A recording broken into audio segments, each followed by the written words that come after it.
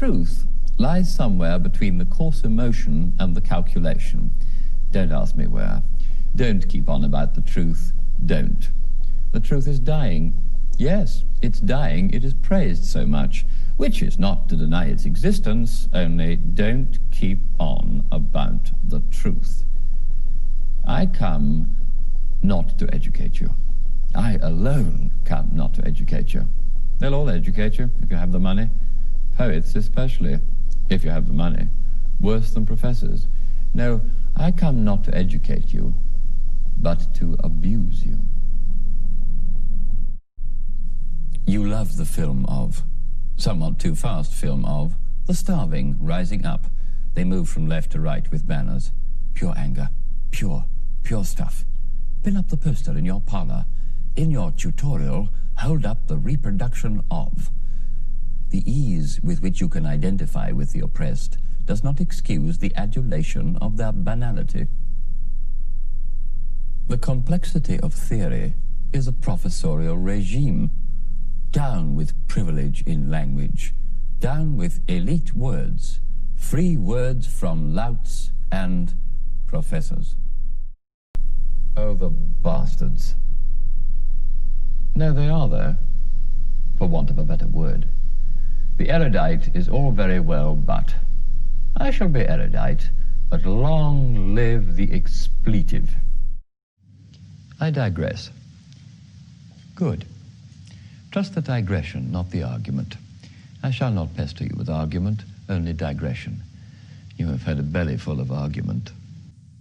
Art brings chaos into order.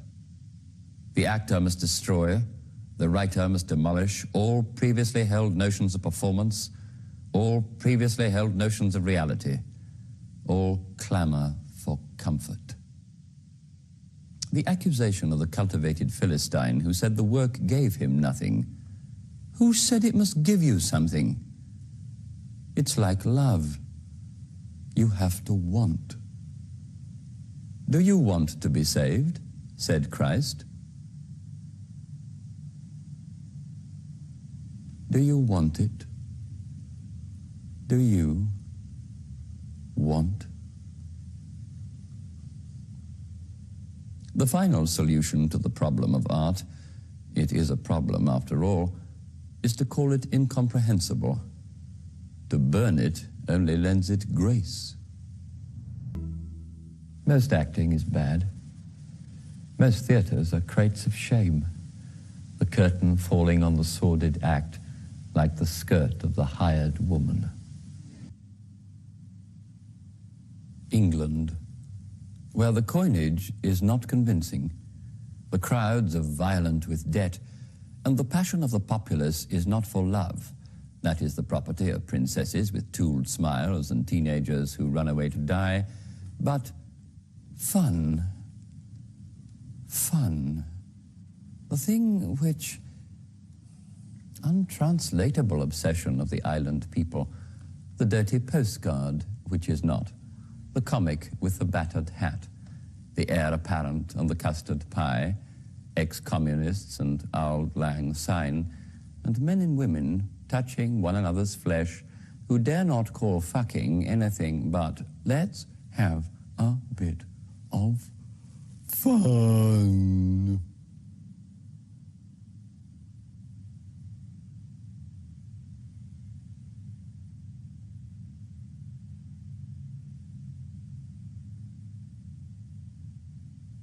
The mutinying crowd moves left to right. Not here, though. Despite the dirty-fingered comrade who says, routine as clockwork, the class is on the move. The class is on the move. This time the class is really on the move. The newspapers are lies. The newspapers, obviously. Hang the editors. Hang the printers. Oh, no, not the printers. Yes, why not the printers? Do they not have souls, too? Hang the readers. Oh, no, not the readers. Yes, why not the readers? Do they not have souls, too?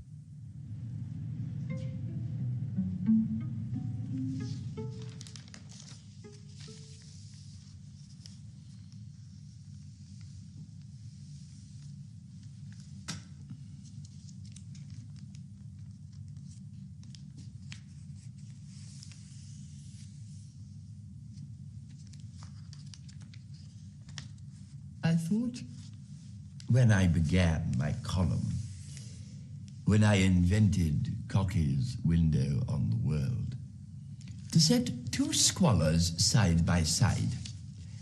I thought if in column 1 I showed the dribble and the spillage of a debutante and nudged it up against the death of infants in a Glasgow slum, I'd touch some dim mechanism in the English mind, trigger something curled up in the dark, justice, perhaps, that had dried up and shriveled like a nut.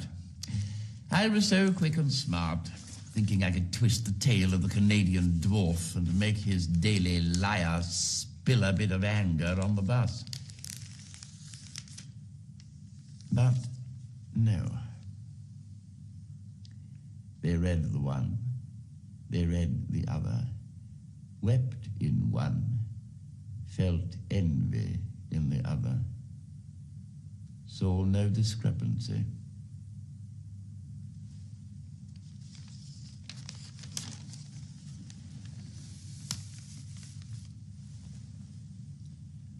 It was me got done.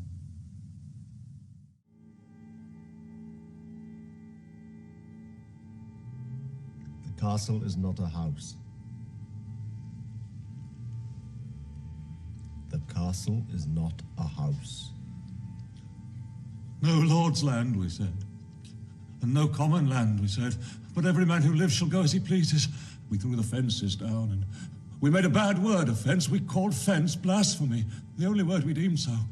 All the rest we freed. The words for women's and men's parts we liberated. Come again. And freeing the words, we also freed... Not you. What is the castle, then? Lock this in God's house and make him wash it spotless and set up God's furniture again. God has no furniture.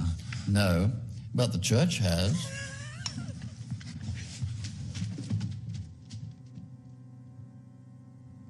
I tell you, the world's here as we left it. Just sunk a bit.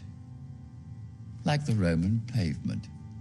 You scuff it up, you spit, and there's the sun shining out the mosaic.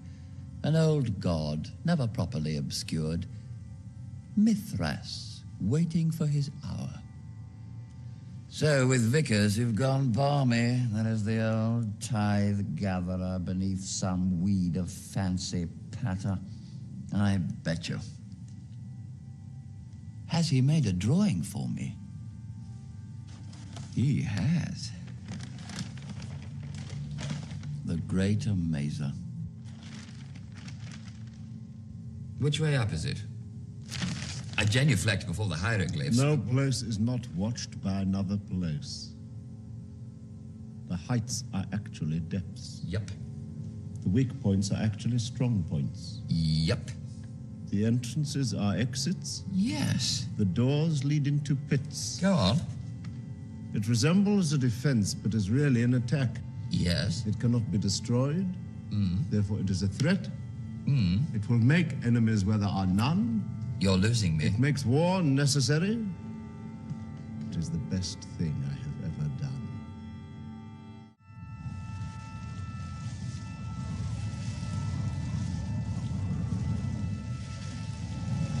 There never was a wind like this before. You got a buffeting, but this... It is the relationship between the air and the mass. The wind is trapped between the towers and accelerates to 3 times its velocity. He's changed the climate. What can't he do? You Turk, you Jew, you pedant.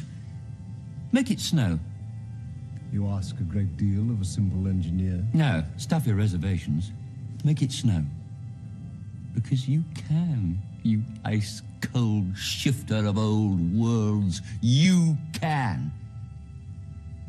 Oh. I could chuck you into space, and you would circle round my system like a star, twinkling at me from that secret eye. Play snowballs with me. I did love boyhood more than anything. Play snowballs. There is scarcely... Well, chase me then. Oh, it is beneath his dignity.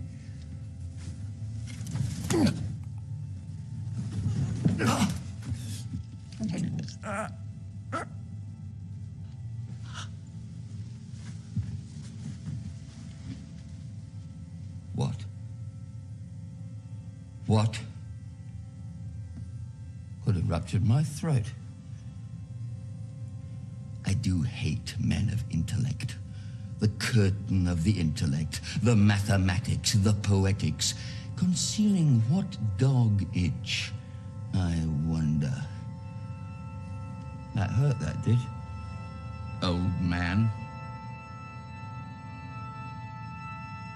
He just writes what I want to act, what I need to act, I suppose, and I'm very lucky to have this working association, because his writing and the doing of it teaches me something about myself, and I suppose with any luck you hope that happens to audiences too. He hasn't matured. He refuses to mature. Maturity to him is, as Downchild says, his play Downchild. The character Tom Downchild says, maturity, I hate maturity. It's a con to rub the edge off a decent blade. He has refused to adopt that position. We live in hard times. He refuses to shut up. In fact, the older he gets, the angrier he becomes. A lot of people who haven't liked his work have attacked it on a number of grounds. Too angry, too sexy, too dirty. Sexuality is very interesting in his work. The play The Castle, I think, probably highlights it.